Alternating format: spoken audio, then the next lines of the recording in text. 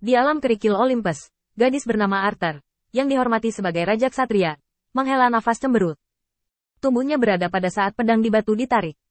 Membekukan bingkai. Gilgamesh, sangat kuat. Suara gadis itu jernih dan manis, dan itu mengungkapkan peperangan yang berkecamuk melawan musuh yang kuat, dan dia tidak dapat menemukan gemetar yang disebabkan oleh rasa takut. Ketika dia melihat ketakutan di hatinya dengan jelas, ketakutan itu menghilang. Jadi Arthur dengan sungguh-sungguh mengatupkan 10 jarinya di depan perutnya, dan membungkuk dengan sungguh-sungguh kepada Qin Yi Chen. Ya Tuhan, terima kasih. Metode rahasia yang Anda ajarkan sangat sederhana, tapi sangat praktis. Qin Yi Chen mengangkat bahu. Tidak apa-apa, itu hanya trik kecil yang sepele. Qin Yi Chen tidak membual, tetapi ada sedikit kebanggaan dalam kata-katanya. Apakah ini salah satu pengkhotbahnya sendiri di alam semesta lain, bukan leluhurnya? Jika demikian, maka dia memang harus bangga. Karena metode pikiran-pikiran di Chuan Xinlu hanyalah setetes kebijaksanaan leluhur yang tak terhitung jumlahnya. Meskipun kecil, itu sangat berguna. Dan itu hanyalah metode mental dunia. Metode mengamati pikiran menghilangkan rasa takut, dan membawa ketenangan Raja Ksatria Arthur yang masih bisa membuat pedang sumpah kemenangan tidak lagi bergetar saat menghadapi musuh yang kuat. Tapi ketenangan juga membuatnya lebih jelas menyadari kekuatan Gilgamesh. Ini bukan konflik, tetapi juga membawa kebingungan baru. Kekuatannya tidak sebagus Gilgamesh. Meskipun kesenjangan kekuatan dapat diisi dengan banyak cara dan pengalaman tempur, Gilgamesh bukanlah seorang jenderal. Meskipun Arthur tidak mau menerima poin ini, dia harus mengakui bahwa orang harus tahu bahwa orang yang sombong dan kejam seperti itu harus pergi ke neraka atau dipaku ke kuil untuk pemurnian. Tapi Gilgamesh, yang begitu arogan, masih terkenal di era heroik, dan bahkan lebih ganas dari semua raja di era itu sudah cukup untuk membuktikan bahwa yang pertama tidak bisa diremehkan. Ini membuat gadis kecil penggemar Ana tidak mau. Dan dia hanya merasa bahwa itu pasti tipuan iblis. Mengapa orang yang sombong dan kejam seperti itu memiliki kekuatan untuk tidak menghormati para dewa? Tapi keluhan Ana tidak bisa menyelesaikan masalah. Hanya sebagai ganti mata Gilgamesh yang penuh penghinaan dan sentuhan kemarahan, menatap mati, berubah menjadi bubuk. Bahkan Arthur, yang memegang pedang sumpah kemenangan, menghadapi kesenjangan antara dirinya dan Gilgamesh, kesenjangan dalam semua aspek. Tidak peduli seberapa keras celah itu membawa ketakutannya, tetapi celah itu tetap ada. Melihat ini, Qin Yi Chen mengangkat bahu dan berkata sambil tersenyum, itu normal.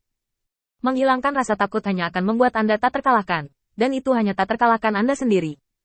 Tapi tak terkalahkan dan kemenangan, masih ada jarak, bukan jarak dekat.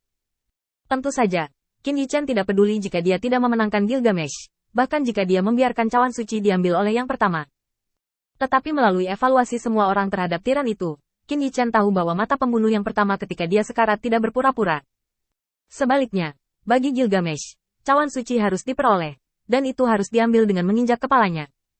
Hanya karena aku tidak meledak dengan seluruh kekuatanku di langkah pertamaku, aku merasa itu adalah provokasi yang hebat.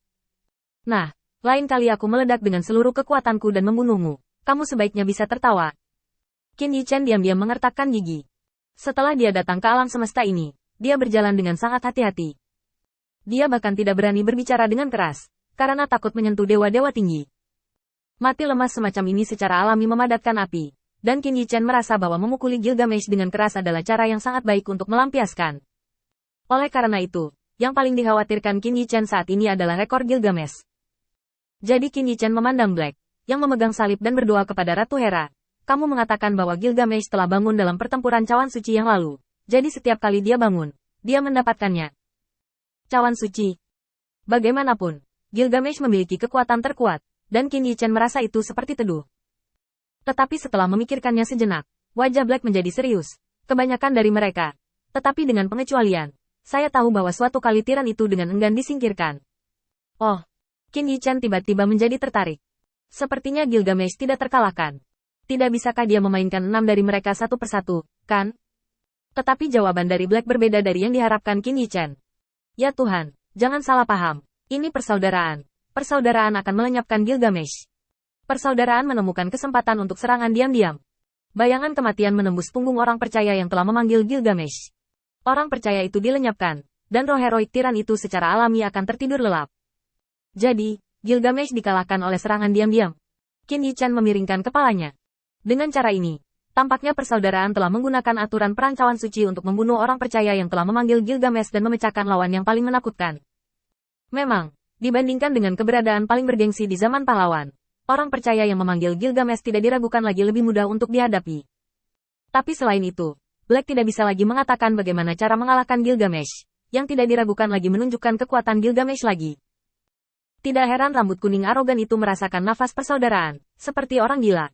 Qin Yichen menggosok dagunya, cukup memahami keluhan antara persaudaraan dan Gilgamesh.